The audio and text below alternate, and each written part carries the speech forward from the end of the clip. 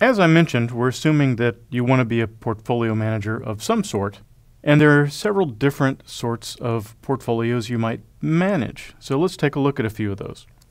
There are many different types of funds, of course, but three broad classes that we'll take a look at are ETFs, or exchange-traded funds, mutual funds, and hedge funds. Let's look at the differences between these. ETFs, or exchange-traded funds, are very much like stocks in the sense that you can buy and sell them, you can observe their prices intraday, you can trade them just like stocks on a stock exchange. They represent baskets of stocks. Sometimes they represent other instruments like bonds and so on, but it's very well known and they publish what it is they're holding. Accordingly, ETFs are very transparent and they're very liquid. Mutual funds are somewhat similar to ETFs in the sense that they have a declared goal or mechanism. In other words, they're, for instance, trying to track the S&P 500 or some other such goal, but they're a little bit different. First of all, you can only buy or sell mutual funds at the end of the day.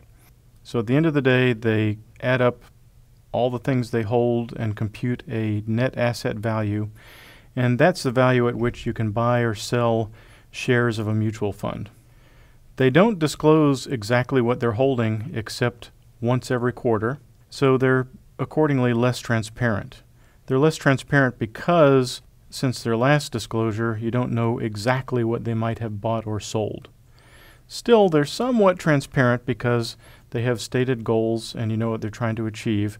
Similar to, say, an ETF that might represent the S&P 500, there are also mutual funds that represent large cap stocks like the S&P 500. Hedge funds are even less transparent than mutual funds. In fact, even to buy shares in a hedge fund, you have to enter into an agreement that is usually secret in the sense that you're not supposed to reveal the contents of that agreement. It's hard to exit a hedge fund.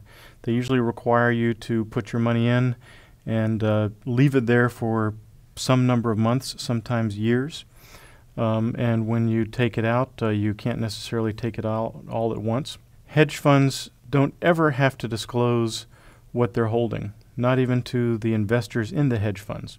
Now, that might dissuade you from wanting, say, to invest in it if you don't know what they're holding.